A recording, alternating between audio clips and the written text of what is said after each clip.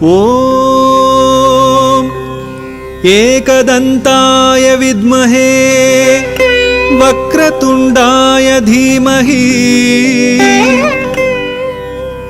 தன்னோ தந்திः பிரச்சோதயாத்.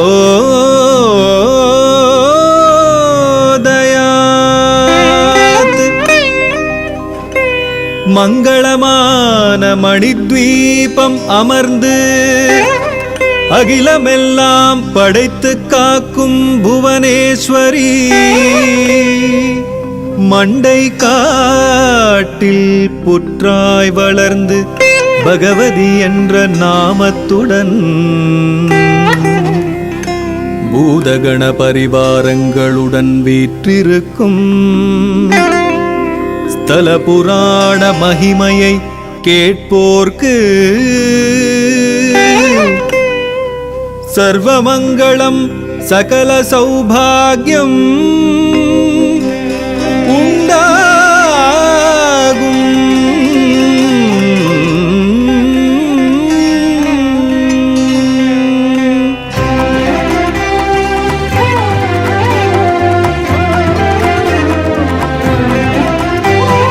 சிவனம்சமாக காலடியில் தோன்றிய ஆதிசங்கரன் சீடன் யதீந்திரன் தங்கத்தகட்டிலே ஸ்ரீ சக்கரம் வரைந்து காலங்கள் மூன்றும் தேவியை பூஜித்தார். பரசுராமன் ஸ்தாபனம் செய்த 108 ஆலயங்கள் காண கோகர்ணம் தொடங்கி குமரி வரையில் தரிசனம் செய்து பக்தியுடன் வந்தார்.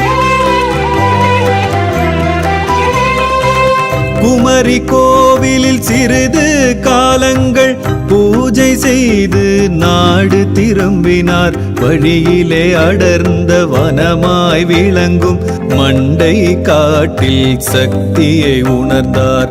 அங்கு அழகிய ஆசிரமம் அமைத்து ஸ்ரீ சக்கர யந்திரம் பிரதிஷ்டை செய்தார்.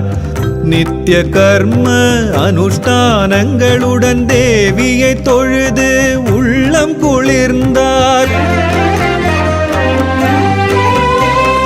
பசுக்களை மேய்க்கும் சிறுவரிடம் பாசம் கொண்டு விளையாடினார்.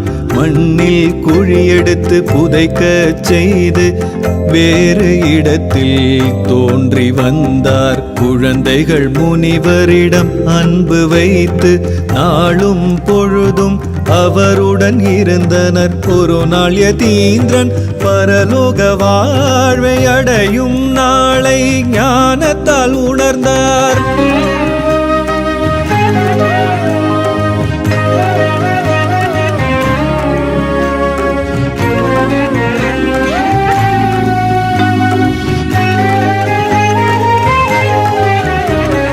முனிவரை குழியில் புதைத்து வைத்தனர். மீண்டும் எழுவார் என்றே நினைத்து புதைந்த யதீந்திரன் மீண்டும் எழவில்லை. தேவியின் பாதத்தில் ஒன்றாய் கலந்தார். அறியா சிறுவர்கள் மண்ணை தோண்டி கவலையுடனே முனிவரை தேடினர். குழிக்குள் அவரை காணாததனால் அழுது அரற்றி வீடு சென்றனர். பெற்றோர் சிறுவர்கள் அவ்விடம் வந்து தூய்மை செய்து பலிக்கல் வைத்தனர். சிறுவர்கள் தினமும் பூக்களை சூட்டி விளையாட்டாக பூஜை செய்தனர். யதீந்திரன் யந்திரம் பிரதிஷ்டை செய்த இடத்தில் புற்று வளர்ந்து வந்தது. வளர்ந்த புற்றை சிறுவர்கள் கண்டு மண்டைக்காட்டம்மை என்று தொழுதனர். விளையாட்டாக தொடங்கிய பூஜை பக்தியை வளர்த்திட தொடர்ந்து செய்தனர். பக்தியின் பெருக்கால் திருவிழா எடுக்க சிறுவர்கள் கூடி யோசனை செய்தனர். இவர்களின் பூஜையில் தேவியும் மகிழ்ந்து தன்னை உணர்த்த தருணம் பார்த்தாள். சிறுவர்கள் வழியாய் சக்தியை காட்டி கோவில் காணும் யுக்தியும் கொண்டாள்.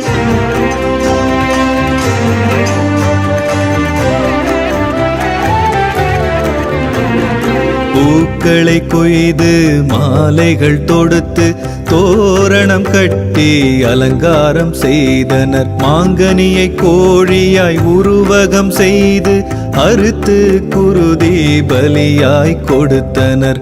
மணலை அரிசியாய் பாவனை செய்து பொங்கல் வைத்து பானையில் சுமந்தனர். தீப்பந்தம் பிடித்து கோஷங்கள் எழுப்பி பலமாக புற்றை சுற்றியே வந்தனர்.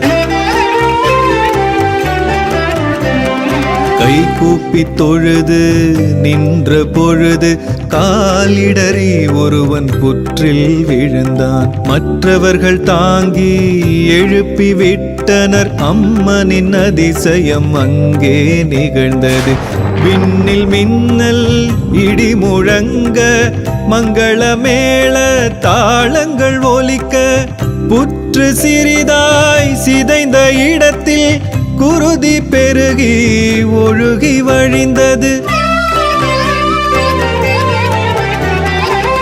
பயந்த சிறுவர்கள் ஊருக்குள் சென்று பெரியோர் சிலரை அழைத்து வந்து பணிந்து தொழுது கண்ணீர் விட்டு மன்னிப்பு கேட்டு சிலிர்த்து நின்றனர். அம்மனின் சக்தியை உணர்ந்த பெரியோர் கோவில் கட்ட திருவுளம் கொண்டு புற்றை சுற்றி மரத்தால் சட்டம் செய்து வைத்து பாதுகாத்தனர்.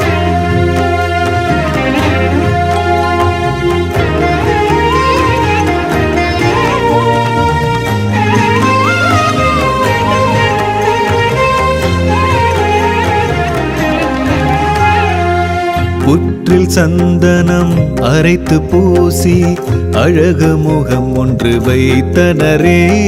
மண்டை காட்டு பகவதி அம்மா சரணம் சரணம் என்றனரே. மாலைகள் சூட்டி விளக்கினை ஏற்றி நறுமண தூபங்கள் காட்டினரே. அனுதினம் 3 காலங்கள் தோறும் நித்திய பூஜைகள் தொடர்ந்தனரே.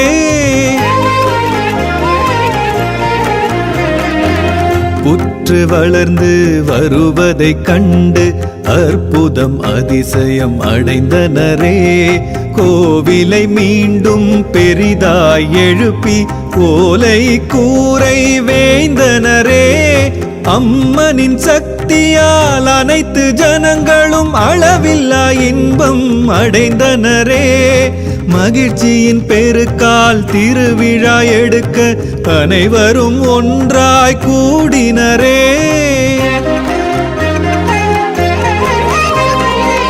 மாசி மாதம் ஞாயிற்றுக்கிழமை காலையில் திருக்கொடி ஏற்றினரே. உற்சவமூர்த்தியை வெள்ளி பல்லக்கில் ஏற்றி ஊர்வலம் வந்தனரே. அவள் பொறி கடலை குவியலாய் வைத்து இளநீர் பழங்கள் கற்கண்டும் தீப்பந்தம் மேல் வைத்து வெள்ளிக்கிழமை வலிய படுக்கை சிறப்பு பூஜை.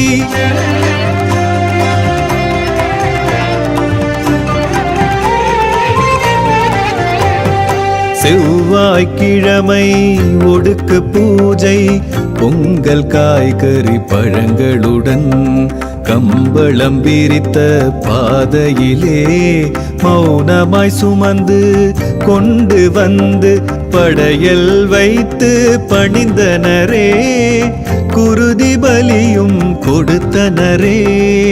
மணலை அரிசியாய் பாவித்து முன்பு சிறுவர்கள் செய்ததனால் குழம்பு அரிசி பொங்கலினை அன்றே செய்து அர்ப்பணித்து மரபு வழியை தொடர்ந்தனரே.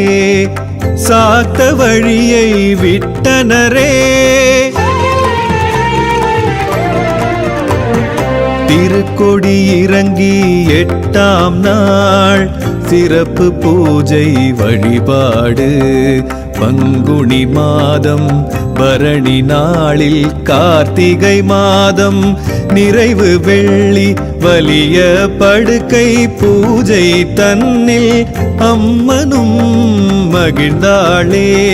காலங்கள் 3ம் காப்பவளாம் மண்டை காட்டு பகவதியின் சந்தன முகத்தை கண்டு கரங்கள் குவித்து நின்று நாளும் தேவியை தொழுதிடுவோம், பகவதி அருளை பெற்றிடுவோம்.